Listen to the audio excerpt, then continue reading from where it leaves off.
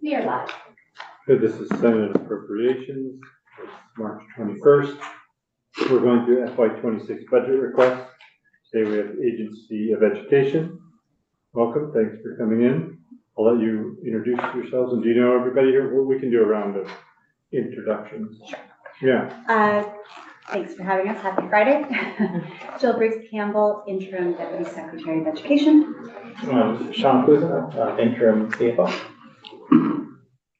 This way. Pat Brennan, Senator from Dial County in Colchester. Jenny Lyons from Chittenden Southeast. Andrew Perkser from Washington District. Rich Westman from Noble District. Bob Norris, Franklin County, and the town of Elberg in Grand Isle County. And Watson, Washington District. And ultimate Frisbee coach extraordinary. Yeah. Don't forget your other title. That's right. It's a big.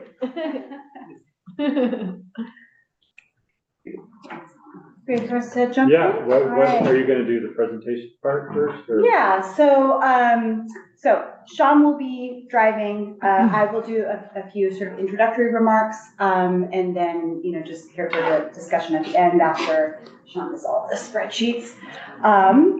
So he is teeing that up. Okay. There we go. All right, Sean, you can move forward for me so I can. Yeah. Okay, so again, agency overview, secretary's message, budget overview, and key drivers. You'll actually hear us talk quite a lot today, and so we'll spend a little bit of time about it. We had sort of the end of our COVID era education funding this year. So as you're seeing big ups and down swings, that's really the core of that. Okay. And then Sean will walk through V500 and 501 and Ed Fund. All right, so we always like to start with what is kind of the role of the Agency of Education. We implement state and federal laws, policies, and regulations so that all Vermont learners have equitable access to high quality learning opportunities. We accomplish this mission through leadership, support, and oversight of Vermont's public education system. There's 6 divisions at the AOE and about, I think, 178 staff that may change day to day.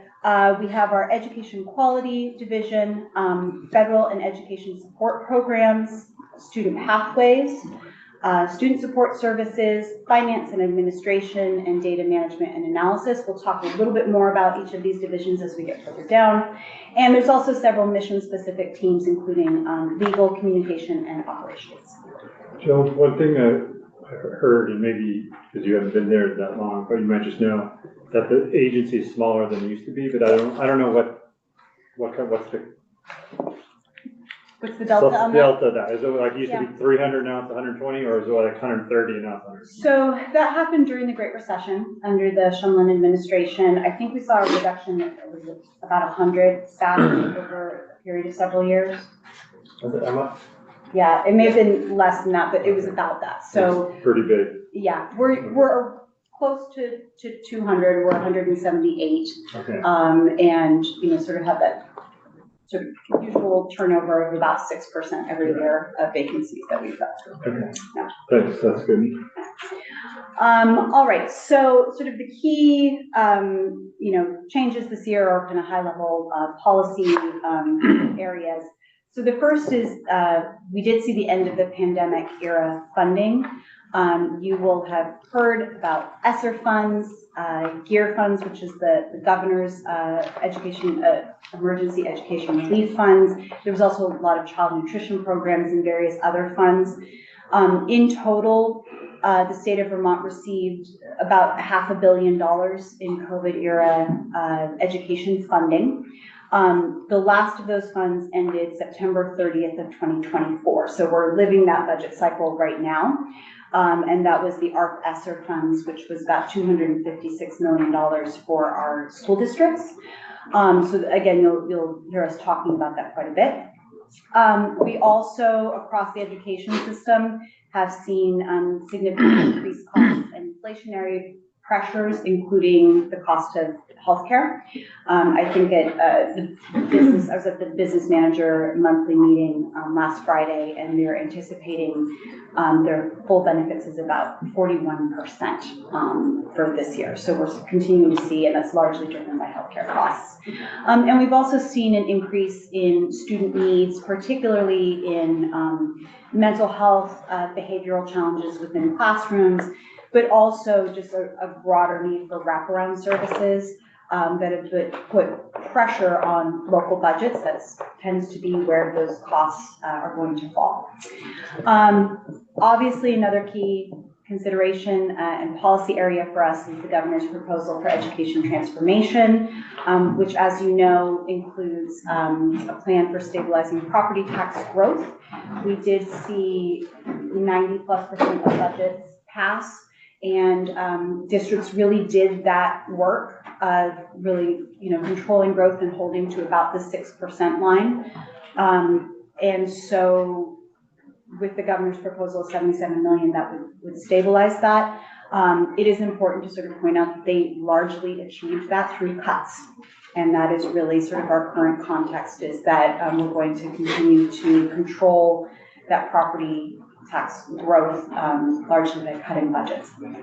And then also it's important to know that really starting about a year ago, the agency started a planning process to develop a strategic plan. The agency has been without a strategic plan since 2014, and we are well underway with that work. We've defined our kind of key priority areas. That was really through engagement with the field as part of the listen and learn, and really getting an understanding of the data and kind of the current state of the state. And understanding what the field needed from the agency to better support their needs. And so we are also going to be looking at how we structure the sort of organization to better support those needs and identify key areas of improvement. All right, so governor's policy proposal for education transformation is our key policy for this session. It's a comprehensive plan that includes changes in governance, funding, and education quality.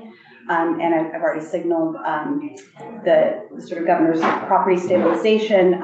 We also recognize that this kind of transformational work really needs, multi-year support in key areas, and I'll be talking more about that later. I'm sure you have questions, but to support that, the agency has requested a one-time $4 million appropriation, and I can kind of dive into the details of what that would be supporting.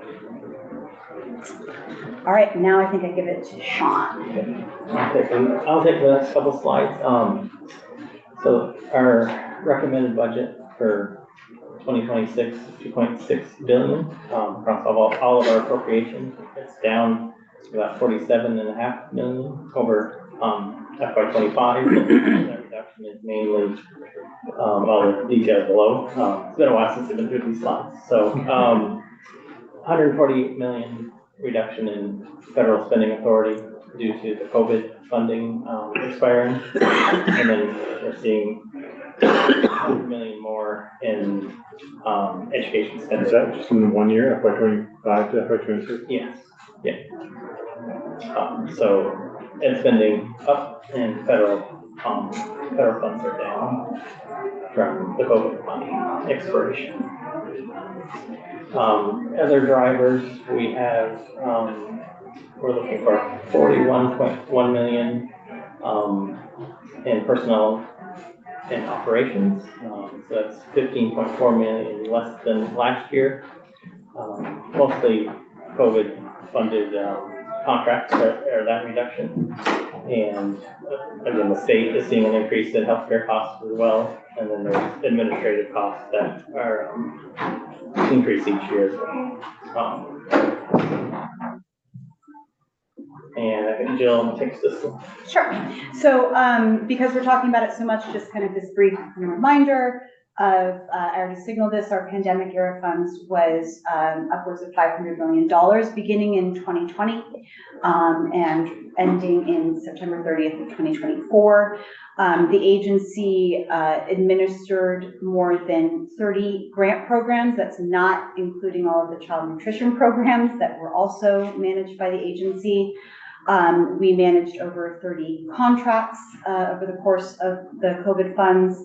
And then in addition, just wanted to signal that both the agency and our districts are really taking advantage of federal flexibilities. It's called liquidation extension to really maximize those dollars. So we have about $15 million of those ARP-ESSER funds that have been requested for liquidation extension. What that is contracted services that can be extended beyond that September 30th, 2024. Districts are using that money to continue to offer like professional development services to support student learning. Some districts are still closing out construction projects because of labor or supply chain shortages, but really kind of maximizing every penny of those federal dollars. And we're using it to continue to do our federal reporting, which is the one thing that apparently has not gone away, is our giant annual performance reporting. And have you gotten approval to liquidate / extend? Yeah. Mm-hmm. Okay. Yeah, so we go through a state approval process. We actually take a very cautious approach, and we cross all the T's and dot all the I's. Then they're submitted to USAID, and we have approval for those. And then there's a new process for seeking reimbursement, and we anticipate that that's one place where we'll see an impact from what's happening in Washington, because the staff that are required to review those reimbursements are no longer there as of Monday. We have our partners, oh man, I'm going to get back. It's CCSSO. It represents state agencies. They're working very closely with the Department of Education to ensure that, we anticipate a delay, but not a stoppage of those funds. So that. I don't want to divert too far and down the Washington D.C. Very far down that end. But that executive order, abolished, I don't know if that's the right word, but basically closed out the U.S. Agency of Education or Department of Education. Mm-hmm. But there's still some staff that you're able to deal with on reimbursements and things like that? Yes. So the executive order, there was a workforce reduction order. So that was about 50% of the Department of Education staff. Excuse me. It happened to include one office that reviews those reimbursement requests. So we anticipate a new reimbursement process. For the most part, the impacts are being felt in the areas of the Department of Education that work on higher education, and then their research and analysis and data. The teams that operate what are called like the formula grants, so the title funds, IDEA, are largely intact, but of course they are going to be impacted by the lack of staff to support them in other areas. We are really doing kind of an audit of all of our work that is supported through federal contracts. So we have partners that we work with. A lot of them is around data and research. And so we are losing access to those resources. But sort of the day-to-day impacts, we have not really experienced. And do you talk about fiscal 26 impacts as far as federal funding? So they forward fund. So we do not anticipate any impacts to those formula funds in FY26. And it's really looking at what's going to happen in the federal FY26 budget, which is our FY27 formula grants. So we're paying very close attention to what's happening with the budget reconciliation process, and what will happen. Okay, thank you. And we are really committed to, as we learn more, to keeping everyone in this building really up to speed on that. We actually have a new webpage on our website where we're posting these things and the agency's response to various executive orders and changes. Okay. Thanks. All right. Next, we have some new budget requests we've made this year in our 26 budget. $50,000 for emergency meal sites, $45,000 for. This was a line item that was in DCF's budget, and it seems to make more sense in our budget, so they're reducing theirs and we're increasing ours, so it's in that. And then we have $30,000, which is our portion of a cost that AHS, I believe, has, from Act 264. Which is, This is the one thing I have written down. So Act 264 helps provide services, for youth with disabilities and to help them receive coordinated services, and it was outlined, I guess, in that act, who pays for it. We have a portion of it. okay. And then the $4 million that Jill has already talked about. I can speak briefly to the emergency meal sites if anyone has a Yeah, is question that, about that. if there's emergency or you know there's gonna be emergency? So it's what we, so when there's a statewide emergency, the Agency of Education is actually, leads the mass feeding efforts. And folks always say, why the Agency of Education? It's because we feed thousands of kids every day. And so we did this work during COVID. What we really found during the July 2023 flooding and then the 24 floods is our school sites served as really key points, locations for the provision of community meals. And there are actually federal resources that schools are able to draw down, things like USDA emergency meals. But what we've discovered was a barrier, and it became a kind of persistent barrier in the second year of flooding, is that there's no funding for school staff to prepare and distribute those meals. So it hits their district budget line, and that became a barrier for them standing up. So what this is sort of a break glass in case of emergency fund. We may not need it, but if we do need it, we have it on hand. So it's sort of like our emergency construction, which just rolls over every year, and if we don't draw it down, it gets rolled over. If we do draw it down because the school has an emergency construction issue, then it gets used up, and we always use the oldest funds first. And the one-time $4 million, that's kind of to be determined exactly how that's gonna be spent, or do you know exactly? I can talk about that. That is the written testimony, back 6 pages there. Okay. In detail. Oh, there it is. It's the next slide. There we go. Perfect segue. All right. So this is one-time request for funds. And again, it's really an acknowledgement that the transformation proposal that is being put forth by the administration is very big work, and that we need to be very clear about how we're going to support districts and schools through this transformation period. We've identified sort of 3 key areas that have been, that we identified early on and have been sort of validated and resurfaced by our partners in the field. The agency, once we rolled out the sort of big buckets of the policy proposal, we actually stood up what we call policy sprint teams. And it was members of the field, included business managers, superintendents, school board members, special educators, CTE, sort of a variety of folks on different topics to help surface considerations. So it was in no way like an endorsement or approval of the plan. Folks had lots of feelings about it, but it really was helping us to kind of create a list of considerations and almost a punch list of areas of need. And so we really used that work in addition to areas we'd identified really right off the bat to build out our $4 million budget request.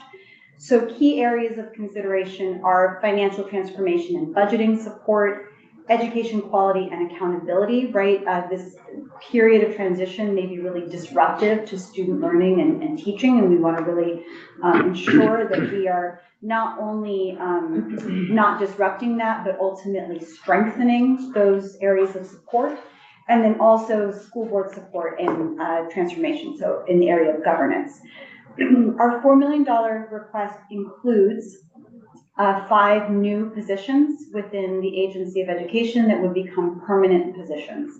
So if you refer to the written testimony that we provided, I have descriptions of each of those positions. The titles are long, but they're meant to be descriptive of what the position would be doing.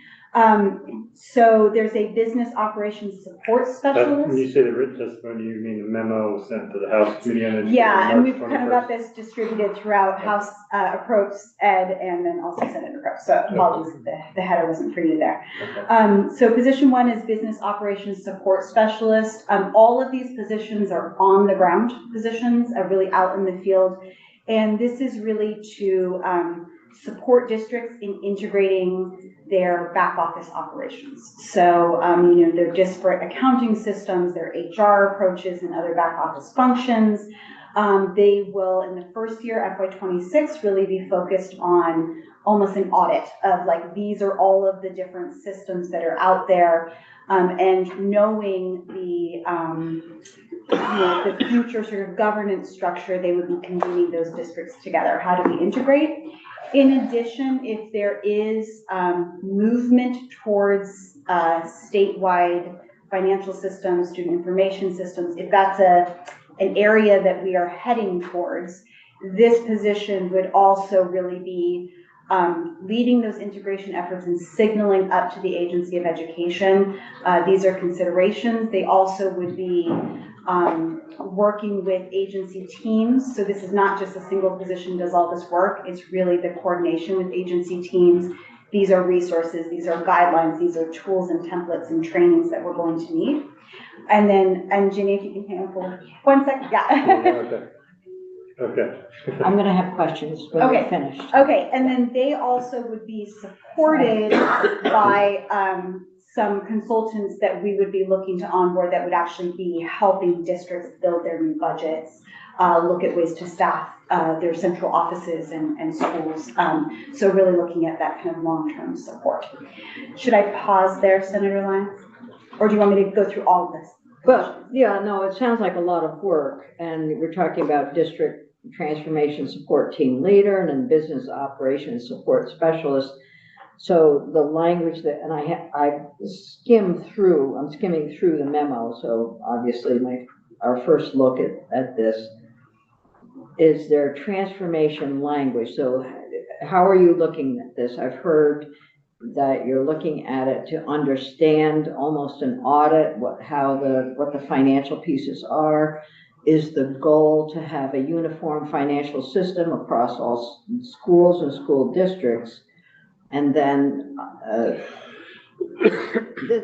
this sounds so much like the transformation process that's going on right now with hospitals. It's pretty complementary. So what are the goals? That's really the comment that I have. And so what is the outcome of this work? How long is it going on? Is there a timeline for this work? And then are you coming back with some deliverables that say this is that next step?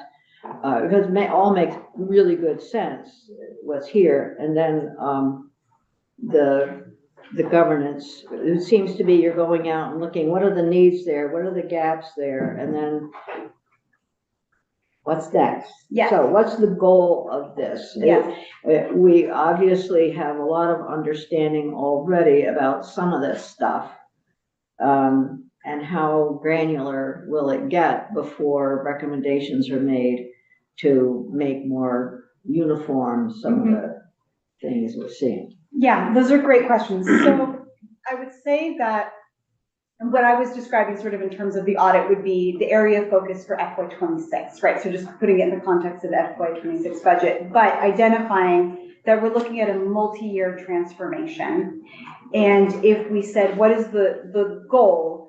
The goal would be for particularly these kind of district operation positions, and I have sort of 2 identified, and then there's 2 that are really focused on education quality, and 1 I think is a longer term support around facilities. So the goal would be that by July 1 of 2027, which is what our proposal has said is when you would have your governance and your foundation formula, that you would have, on that day, you would have fully integrated accounting systems, student information systems, HR systems, all of the back office plumbing would be hooked up, because for 2 years we would have dedicated teams working to integrate that with the districts on the ground.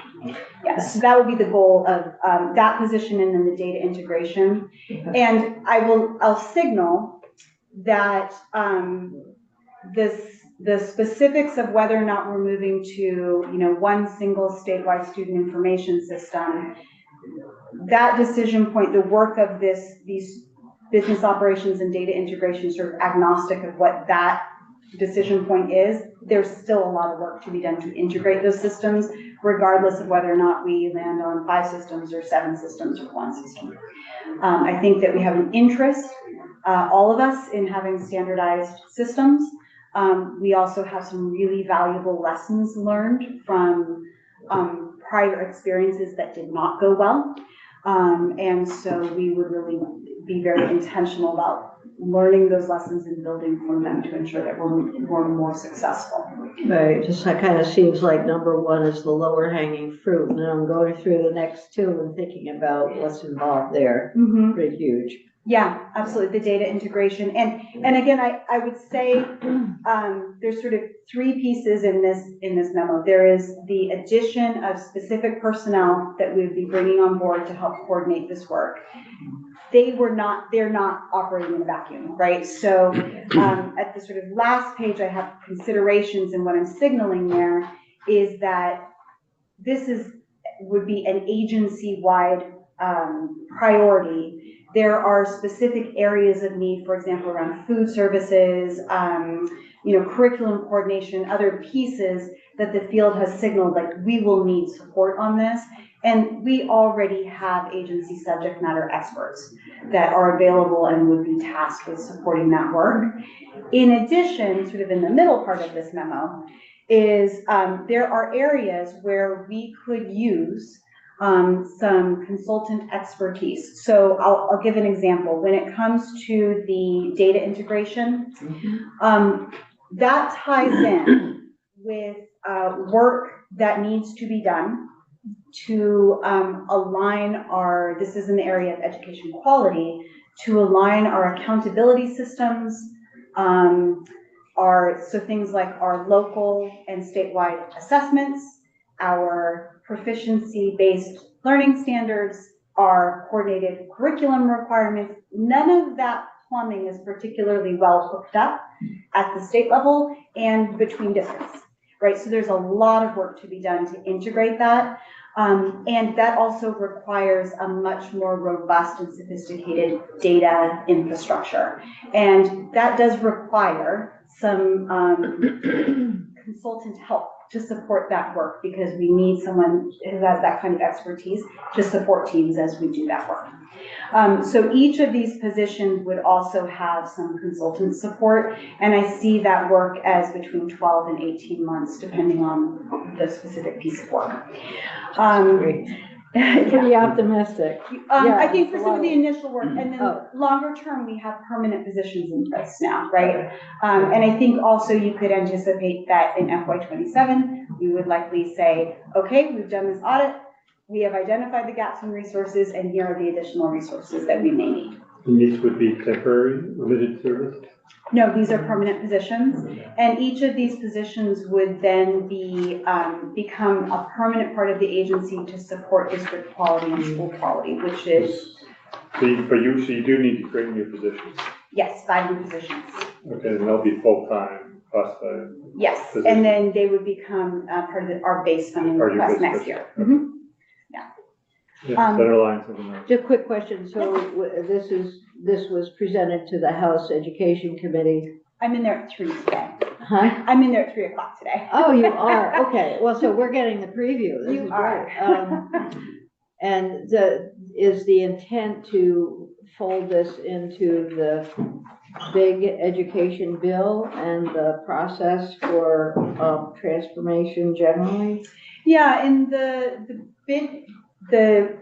196-page bill, so H454, had a timeline for transformation laid out. And it, in that very legal statutory framework, like this needs to be done, this needs to be done. Using the work that we've done with the policy sprint teams, our next bucket of work is to really create a year-by-year, step-by-step punch list with contingencies, right? This must happen before this happens.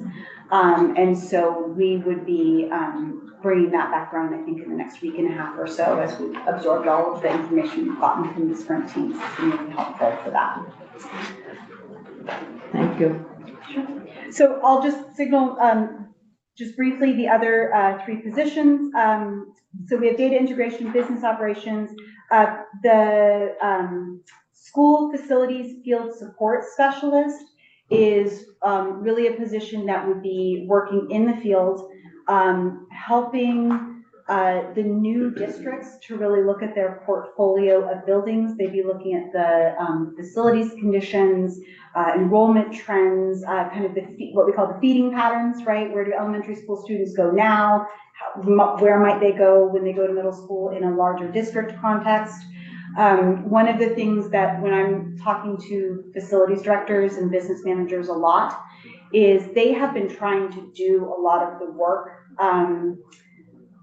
that we talk about, like, realignment of grades between small schools, or maybe even consolidation, or how do we make a small school more efficient so that it's viable. They've been trying to do that work forever, right? And when I talk to them, I'll give a very brief example. I had a conversation with the facilities director 2 days ago, and I'm getting multiple calls a week right now. And they're saying, listen, we have 3 small elementary schools currently within our supervisory union that could easily be realigned or consolidated. But this one, even though it's 5 minutes away, it's in a different district. And then this one is 2 minutes away from, or 2 miles away from another elementary school that's in a different supervisory union. And they've had to sort of treat these conversations as if the Great Wall of China exists around each of their districts, right? And so, about a year ago, I started saying, what if you were thinking about these as dotted lines, right? How might you actually configure these schools? What makes sense? And so this position would really be on the ground working with, inter-district groups looking towards the future. And this would be very long-term work, right? Our proposal contemplates that all of our existing portfolio of school buildings still exist in FY28, and we actually built in the funding to support that. Excuse me. But long term, and as we contemplate things like facilities improvements and other considerations, this position would really be on the ground to support that work. Who's doing the facilities work that you used to do before you got? So I have the wonderful Bob Donahue, Oh, who's right, our right. facilities Forgot about program. Bob. Yeah, like worth his weight in gold. Yeah. Courtney O'Brien, who is operations manager, has stepped into director of operations, and is continuing to do fantastic work there. And as you know, the conversation about statewide construction aid continues. And then just briefly, I'll talk about the 2 positions that are really around education quality, and I already sort of signaled this. We don't need the details because we're not the education. Yeah, so we know that there's a lot of work to be done to integrate. We do not have statewide standards around things like coordinated curriculum, minimum graduation requirements, how we do proficiency-based grading. So districts are going to do this work very differently. And when it comes to things like learning and teaching practices, different districts are really going to be at different levels. And this work will really be supported by a lot of agency staff who have expertise in this area, but these 2 positions will really be dedicated to supporting that. That is not work that will be complete and done and wrapped in a big bow by FY28. That's long-term work. So creating these positions was really important to that. And I'll pause there if there's any questions, more questions about the 4 million. There is, additional considerations. There's been conversation around, districts are going to need legal counsel. I sort of signaled the agency does not provide legal guidance to districts, but we do signal that this is a resource. And we've suggested the idea of education transformation grants, potentially in FY27 or maybe earlier, depending on where the policy conversation goes. That might also support things like communication support for community engagement. And then also a need, at some point, you need to hire the new central office staff. And so there is a cost to basically having double full positions. Sarah Watson? Thank you. Something that I haven't heard as a part of that 4 million is support for, well, it sounds like you're anticipating that all the school buildings that exist now would continue to exist, at least for some time. But my understanding is that, the considerations of consolidation are sort of out there in the future. Maybe the solid lines become dotted lines, and there are some opportunities there. I'm wondering, we've had some experience with that in Montpelier, merging with Roxbury, and just had some really good conversations with the school board there about how that went and the lessons learned. And, as long as consolidation is not really a part of this plan, then this doesn't necessarily matter. But I guess I would just flag that if or when consolidation does come up as an issue, the need for emotional support for kids and teachers, I suppose. But but in that transition, that was a real thing. Yeah. That was a need that would have been helpful, as well as think of like the Vermont culture as being a strong thing, but within our own, with next door neighbors, like there can be really strong cultural differences as well. And so just thinking about the potential for cultural, like managing the transition,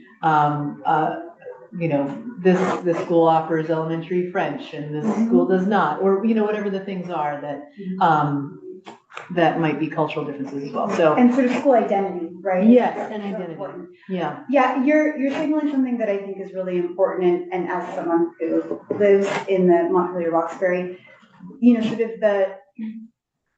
one of the reasons that we sort of said, let's keep the existing school portfolio, let's build that into the funding formula at this moment in time. I will tell you, I had in mind very much the experience of the Montpelier Roxbury and the way that the school sort of closed in this kind of emergent sort of situation. And that to me is a real, it's a warning, right? That we want this work to be done planfully. We understand very much the community considerations. We need to have other agencies and community partners sitting in the conversation. I think that work is happening and being supported now in Roxbury, but man, it would have been better to have that happen ahead of time. What is our vision for our community? Is this small school that's so important to us is closing? What's our identity? How do we ensure that our community stays vital? And at the same time, continuing to center student experience and opportunity. And so we agree that those conversations very much need community input. They very much need to be part of larger conversations with like ACTD around rural development and economic and community development, and making sure that we have Department of Mental Health and VDH involved in those conversations for exactly the kinds of support that you're talking about. So we're trying to be very mindful of that and to give a longer on-ramp for that. And yes, it needs to be resource appropriately as well. So I would anticipate, as sort of, there's an understanding of where we're heading in terms of governance and funding, and that sort of policy decisions get made that we'll likely be coming back in and saying, here's some more resources that we're going to need to support this. So you don't envision that kind of work as being baked into this particular $4 million, which is okay. I'm just trying to make sure that I understand. No, but I do think as we're contemplating the idea of education transformation grants, I was doing some backup napkin, like what would need to go into that, and I did include community engagement and communication support.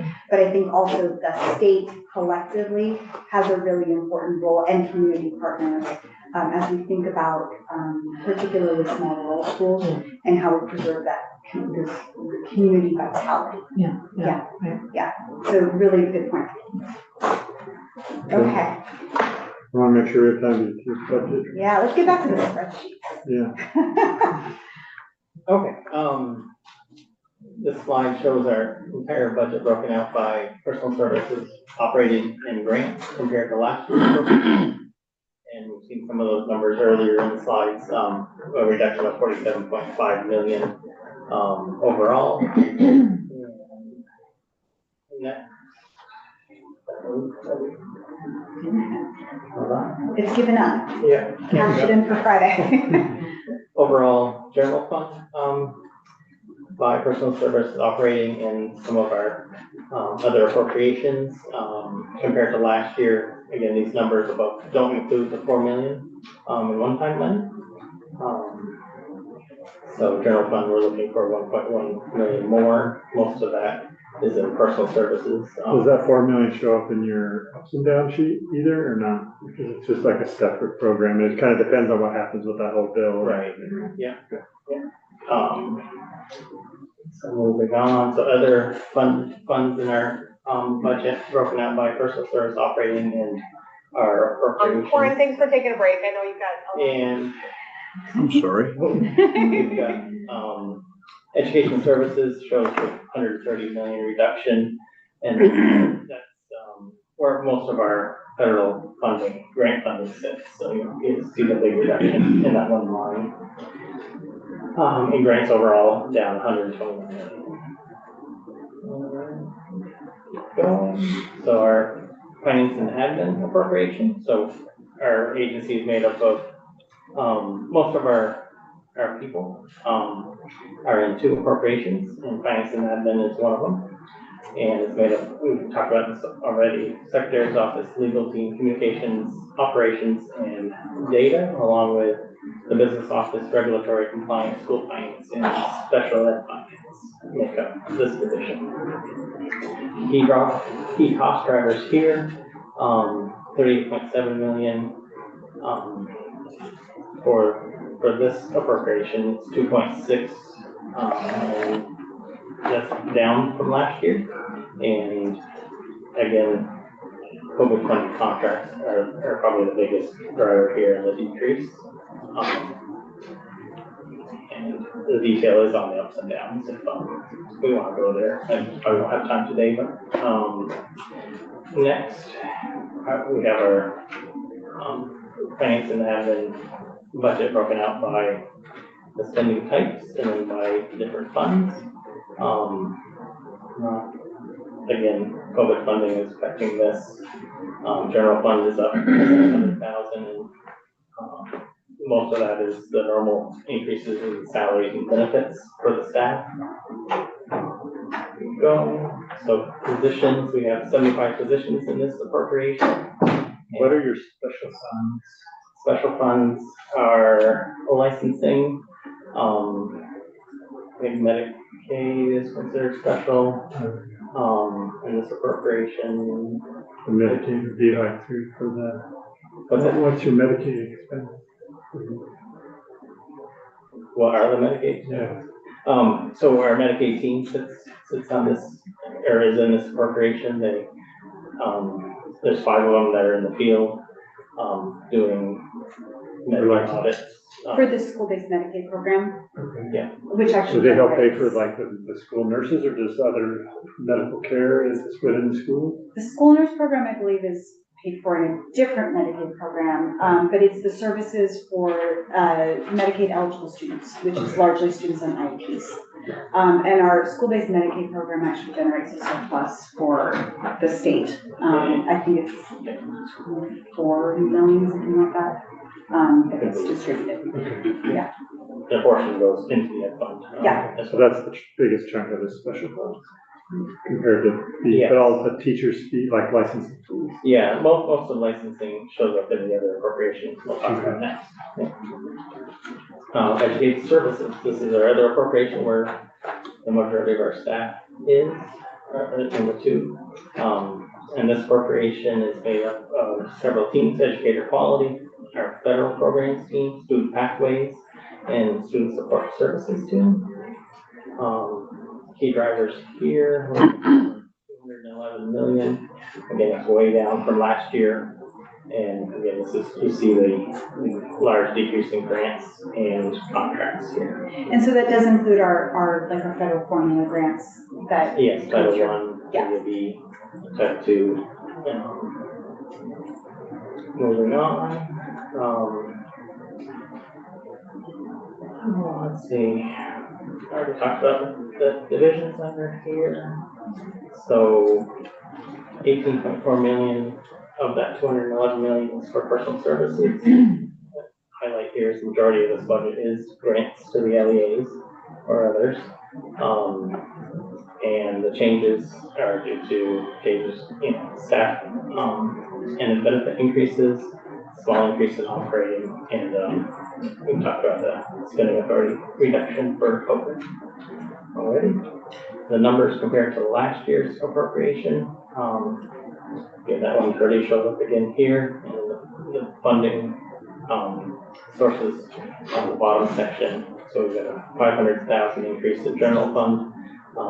Again, here, just like in the other appropriation, it's salary increases and benefits, normal step increases for the state employees. And then positions in this appropriation, we got a lot of federally funded positions, and then they make up half of this appropriation.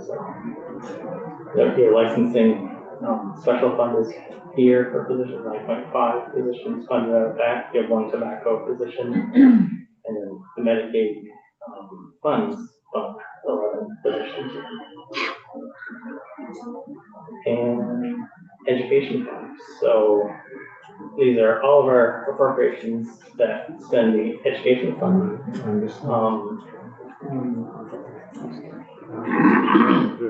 Well, my question is something that probably affects everything you do, and that is regarding the ending of the Agency of Education in Washington. And I see 47% federal funding there, and it's scary, so. So, and that's, some of that is fully funded or partially funded. We certainly are keeping our eyes on this. It is not clear at this moment in time what the intention is of the administration, the Trump administration, when it comes to, when they say they are returning sort of authority and control of education to states, and they say that they are going to continue to maintain some level of categorical, or I'm sorry, not categorical funding, but formula funding, although, big question marks around all of that. What isn't clear to anyone, I think, at this point is, does that mean that actually at the state level we would have some increased flexibility around how we use those funds to offer support? So I think it's premature to guess at what the implications are for how we use federal funding to support and how we would structure kind of agency support for the field. But we are definitely doing some planning and analysis around it. Certainly, it creates a lot of uncertainty and anxiety for everyone. And also we have a lot of folks in the field who are paid, a lot of literacy interventionists and that sort of thing that receive title funds, right? Or IDEA, special education funds. So, a lot of nervousness from that. It's understandable. Thank you. Also in this 46.5 number are child nutrition funded positions. Yeah. So that's USDA, so it's a different federal agency. So, and also an area of concern. Okay, so that's that didn't make it better, Sean. That made it worse. It's kind of a backup question to where you see they have the after-school program funds are now in education, which was a discussion that we had last year. So is that something that the administration is recommending? I know previously we've had after-school funds in the Office of Administration, and it hasn't. So how's this all working out? Yes. What slide is it? I'll find it. It's Did you see under, it somewhere? back there a bit. I should have stopped you earlier. Yeah, cause it's its own It's on appropriation. 16, Yeah, it's way back. Okay. but this is, yeah, this is, Here it is. that's not the total. So I have it on 16. Oh, so it's not the total that you have. I don't think so. I think the Right. total would be more than that. No, it's, yeah, it is more than that. Okay, so it's Yeah. probably $4 or $5 more million than that. Okay. Yeah, so I think so FY '25, it ended up being about $10 million. Yeah. FY '26, I think that 9 million is about right or updated. Yeah, our Yeah. past budget, which is what we're comparing to, was 4 million, 3.5 for grants, 500,000 for Okay. administrative program. Yeah. And so Okay.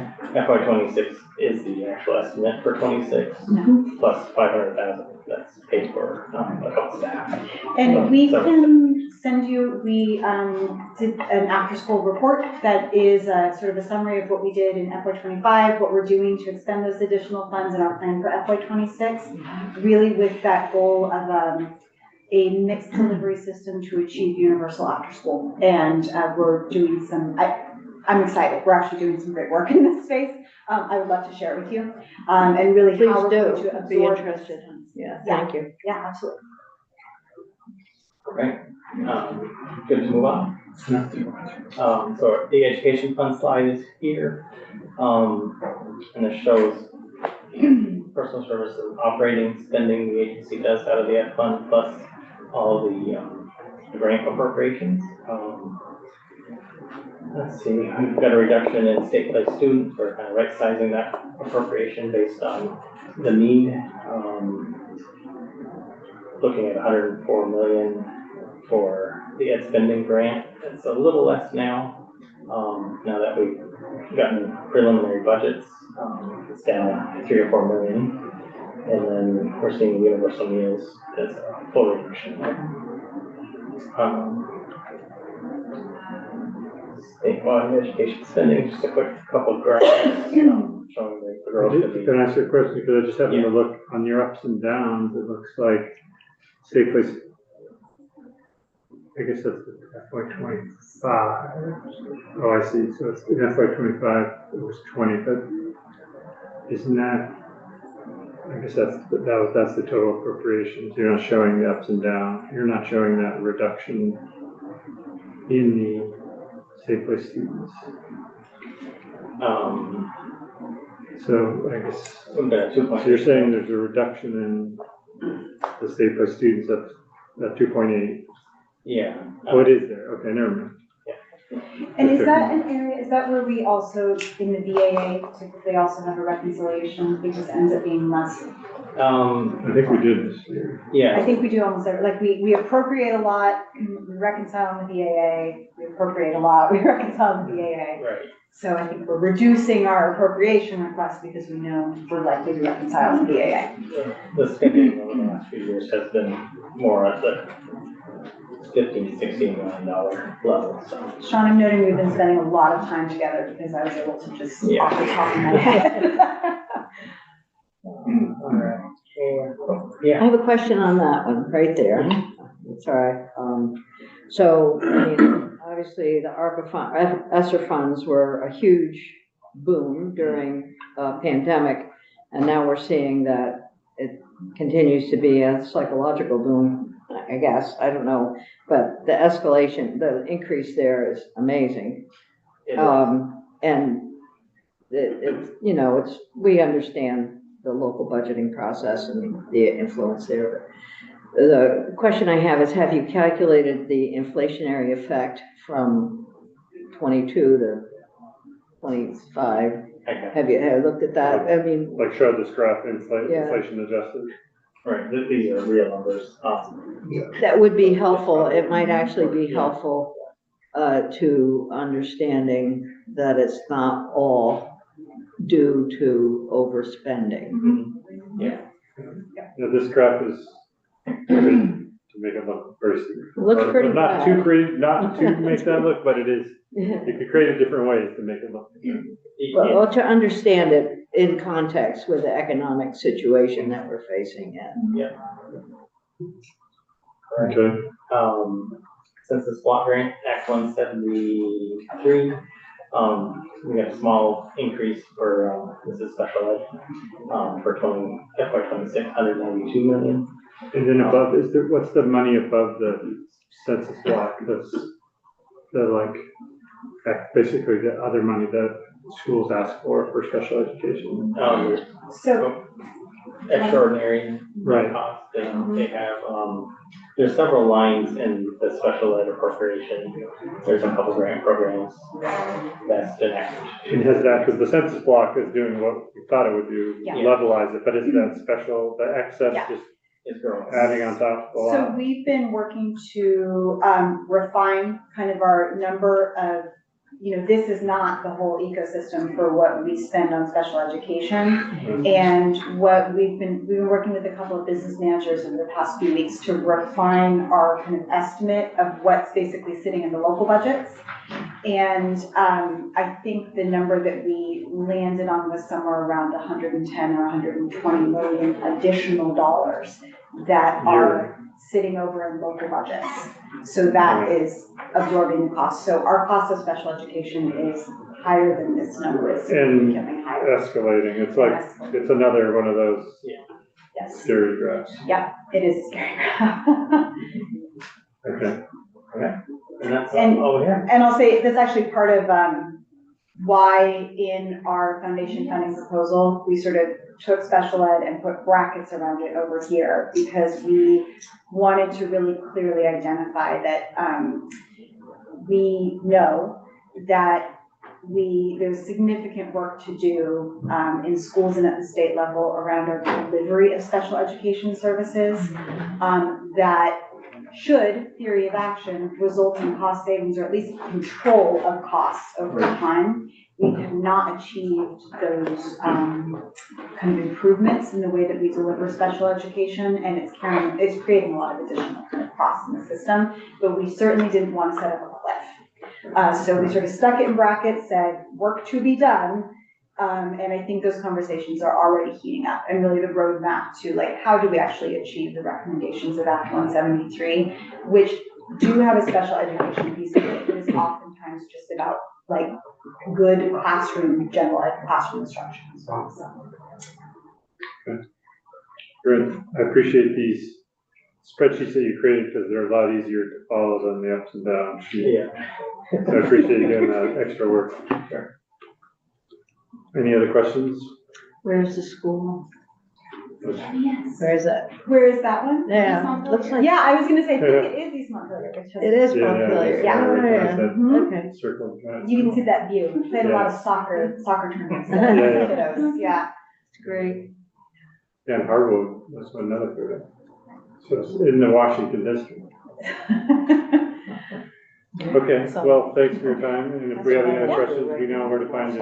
Thank you. So I have as kind of action items for us is to send the after school report, Yeah, and then also the Ed Fund inflation adjusted. and if you have a graph, you don't have to create one, but if you have a special education total spending over years, kind of like Yep. you have one of those. Can do. I think we do have that. Okay, well, thank you. We are gonna jump right into a different subject, and that is the E911 board, which they're online. Thank you. Thank you.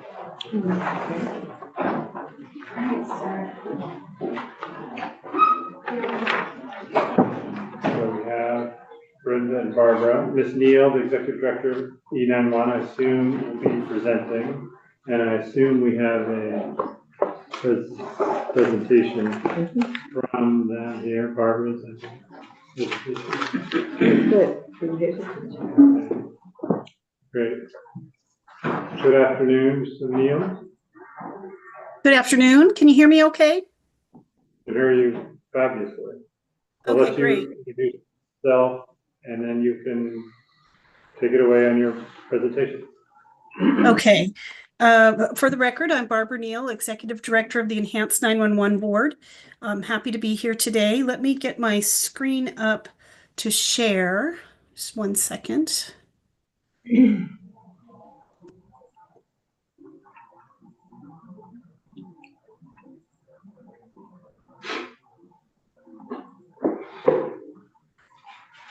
Okay. Okay, everybody can see that okay? Yes. Okay, great. All right, well, thank you again for having me here. Again, it's Barbara Neal, Executive Director of the 911 Board.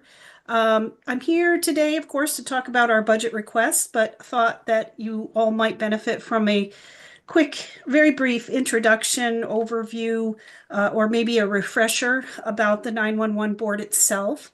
So we'll jump right into that. The 911 Board was established in 1994 as the single governmental agency responsible for statewide enhanced 911. And I'm going to pause right here because I should have also acknowledged that our financial director, Brenda Berry, is here with us. So apologies, Brenda, for not saying that sooner. So a board was established in 1994, a single governmental agency responsible for statewide enhanced 911. Prior to that time, most Vermonters did not have access to any level of 911 service. And the intent of the legislation was to create a statewide 911 system that would serve all Vermonters and allow emergency responders to locate callers more quickly and efficiently. The 911 Board was made responsible for the design, implementation, and operational oversight of the 911 system. And to that end, the board developed and implemented policy, system design, standards, and procedures related to the system and continues to do so today. As required by statute, we consult regularly with various state agencies and local community service providers to meet these responsibilities. The 911 Board is an independent board. It is not attached to any other agency or department in state government. You may be aware that the 911 system is, I'm sure you're aware, is funded through the Vermont Universal Service Fund, which was, well, currently is a 2.4% telecommunications fee or fee on telecommunication sales in Vermont.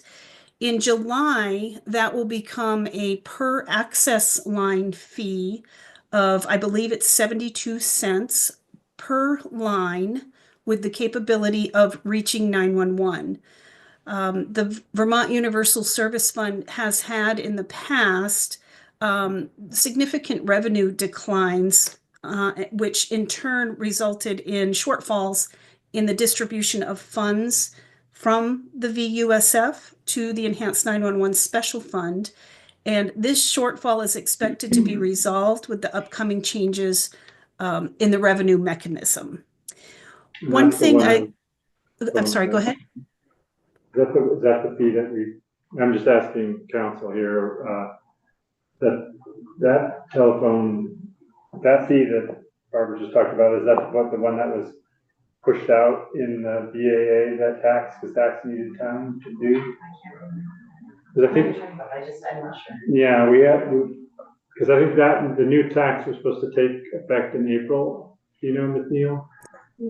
I do, no, it is not going to take effect in April. I think that you may be talking about another one. This was not part of the Budget Adjustment Act for this year. So it's a different, I think it was, yes, it's going to go into effect. I can't remember the bill number. The other one was about paying for access on public right of ways and things like that, I think. Okay, so yes. Different one. Yes, this change takes effect on July 1st. Okay, thank you. One thing I always point out wherever I'm talking about 911 Board and our work is that we have oversight of the 911 system. We do not have oversight over dispatch operations in Vermont or over emergency response agencies. And that point can create some confusion sometimes, so I like to point it out every chance I have. The 911 Board, well, the Department of communities and municipalities. Correct. There's been effort to talk about trying to have the E911 board have control over the whole state of dispatch, or not? Am I thinking of something else? No, there has been, Overseas there has been, I'm sorry, I'm not hearing you well. Okay, I was just thinking that there was an effort at one point for having the 911 board have control over all the dispatch instead of having different dispatch oversight, but maybe I'm thinking of something else. No, you actually were. That was part of the discussion last session, probably the session before that, actually. And what evolved from that discussion was not that dispatch responsibility go to the 911 board, but rather a public safety communications task force was created.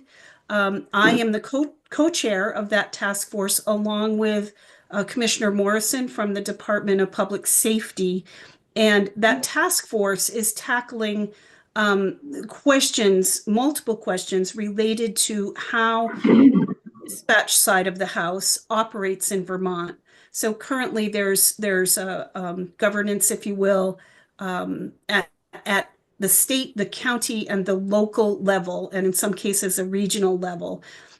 So we're looking at many different aspects related to how dispatch operations work in Vermont.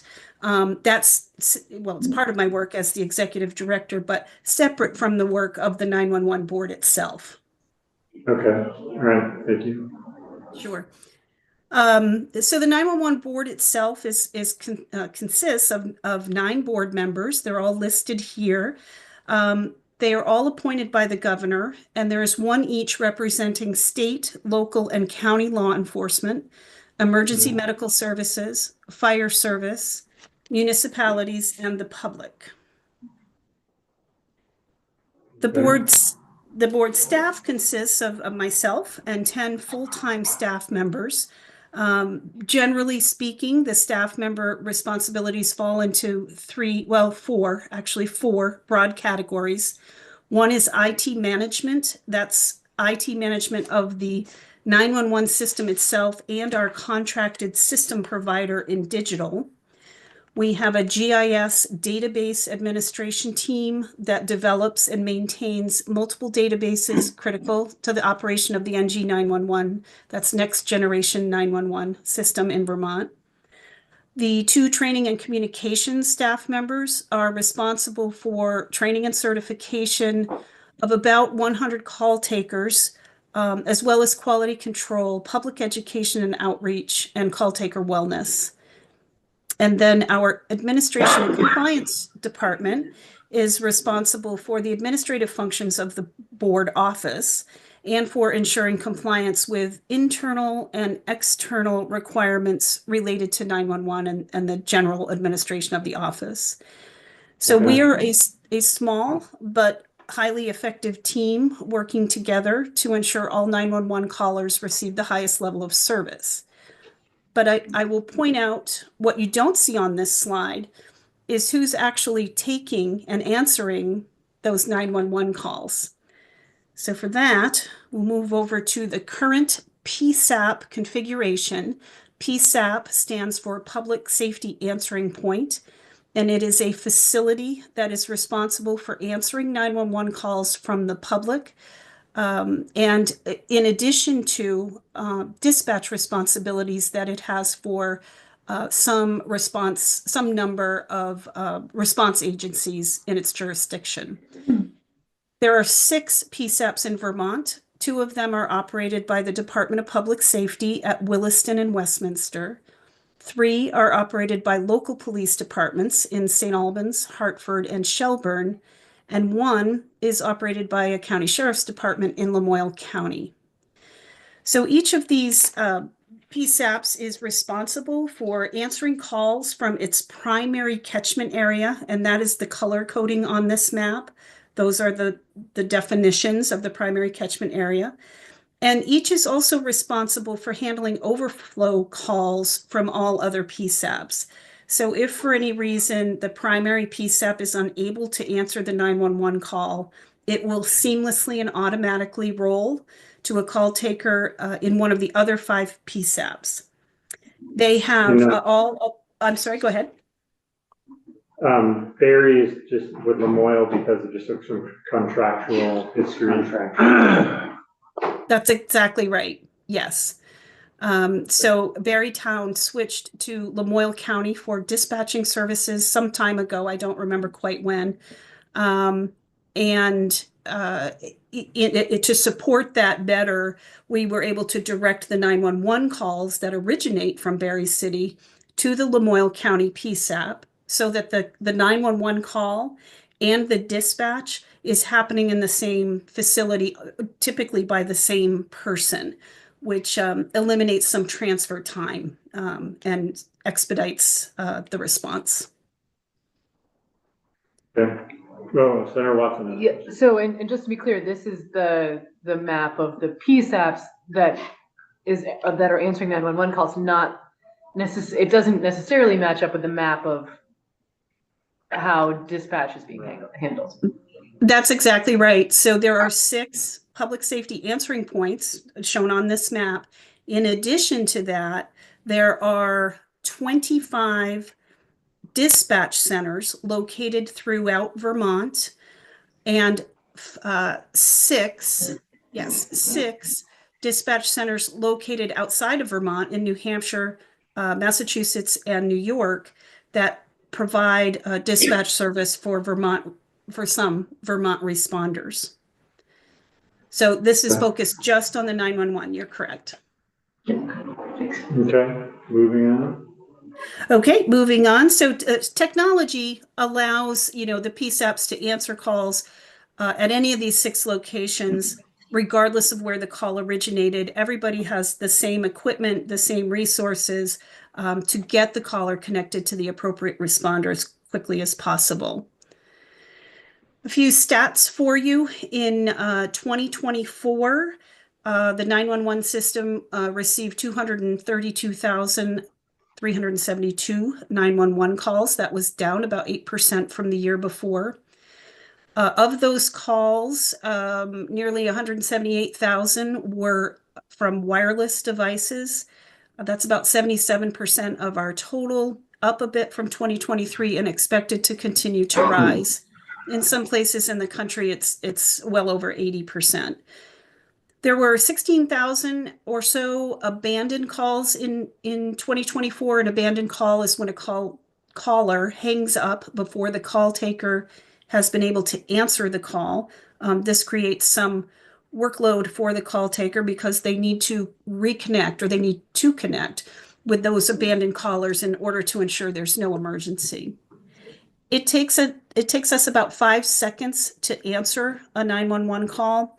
The average call time is currently 2 minutes and 17 seconds. And during that time, the call taker is asking needed key questions, connecting the caller to the appropriate responders based on location and event, and also providing pre-arrival instructions to hopefully help the situation from getting any worse before responders arrive.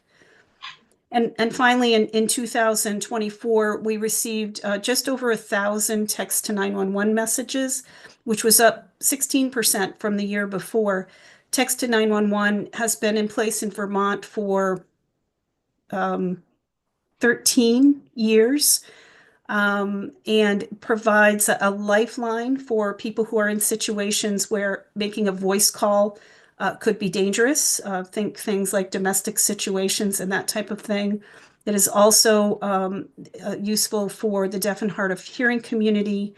And it's a service that can be used even if there's not enough cell signal to make a 911 call, to support a 911 call. So to be clear, you do have to have some signal to get the text through. But it's another mechanism if there's not enough service or signal to make an actual call. Okay. All righty. On to the budget for FY26. Our budget request is approximately 5.3 million. That is a 10%, just over 10% increase from the FY25 budget request or appropriation. This increase is due primarily to the reinstitution of a $300,000 per year capital replacement fund line item. So this line item is kept as a carry forward in order to support system upgrades, or in some cases, system replacements that need to happen about every 5 years.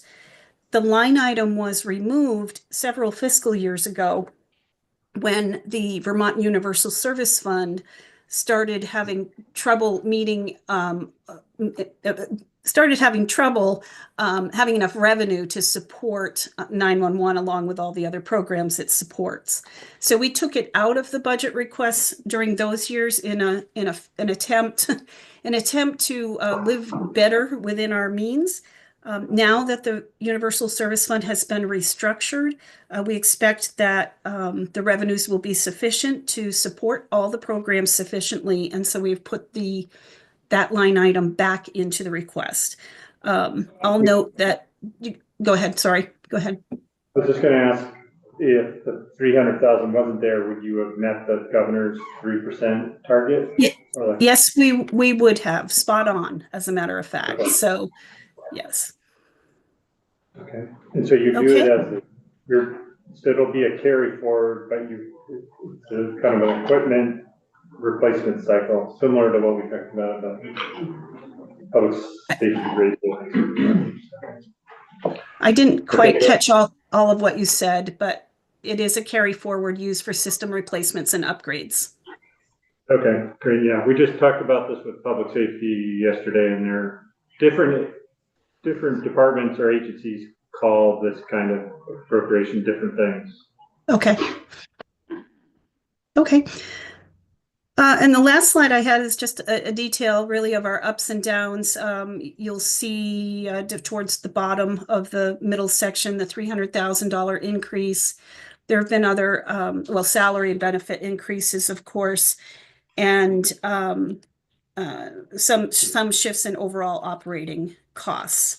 I'm happy to answer any other questions that you may have, and I'll hand it back to you, Mr. Chair. Okay, thank you. That was helpful. I don't have any other questions because your budget's pretty straightforward, and that $300,000 was the only thing on the ups and downs I was going to ask you about it, but you already explained that. Okay, Senator great. Senator Norris has a question. Barbara, Okay. in reference to the $300,000, is that grant allocations, or what do you actually have for equipment that you need replacement on? So it's the entire 911 system itself. So the referred to as core services that make the system run. Also the hardware in the PSAPs themselves, so the computers that are used to answer the phones and display the map and that kind of thing, and the associated licensing and software that goes along with all of that. Also for the system, the hosted solution includes what's called an EZNet, which a network that supports and connects all of the 911 workstations around the state, and is the basis for our next generation 911 system. So those things all need refreshes, or in some cases replacements as the years go by. So the board just simply replaces these as they see fit, and it's not a grant program from these 911 agencies like Lamoille County Sheriffs or St. Albans PD. They're responsible for their own equipment. No, we provide the 911 equipment to all of the PSAPs. They are responsible for their own dispatch equipment, but we provide the 911 call handling equipment, which includes, two monitors one for call handling, one for mapping display, and the connectivity to the EZNet that I mentioned is part of our system solution. So no, that is all supported by the Vermont Universal Service Fund appropriation into the Enhanced 911 Special Fund.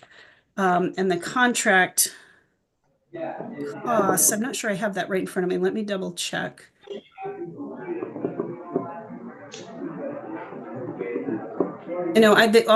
What I have right now is that the cost goes up by about $71,000 for that system, for the monthly recurring charges for that system as we go into the next fiscal year, because we're at a contract renewal point. So I can get you that figure though of what it costs each year specifically. Thank you. That'd be great. Okay.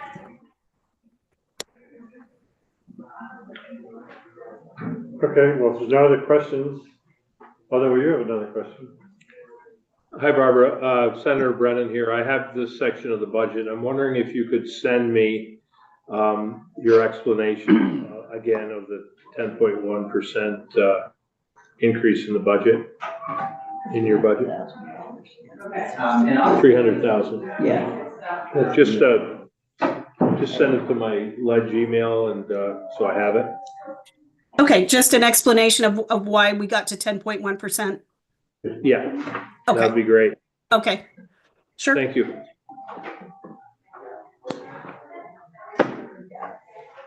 Okay, well, thank you, and we will